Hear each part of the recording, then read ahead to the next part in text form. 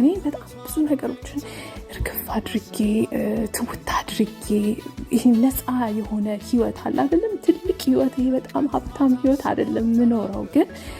ትንሿ ነገር ታስደስተኛለች ሁሌም ከፊቴ ሳቅ አይጠፋም ቅልል ያለ ህይወት ነው ምኖረው ምናምን ለምንድን ነው ይሄ ሆነው ብዬ ሳስበው ካለፍኩበት ነገር ሁሉ አራግፌ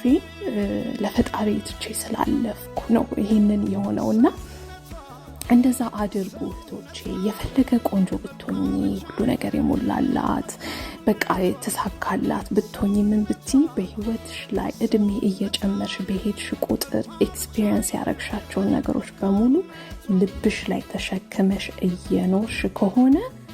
ብዙ ነገሮችሽን እያበላሽሽ ነው ብሌሲንግሽን ብሎክ ያደረግሽ ነው እግዚአብሔር ያዘጋጀልሽን እሱ አላማዬ ብሎ ያደረገልሽን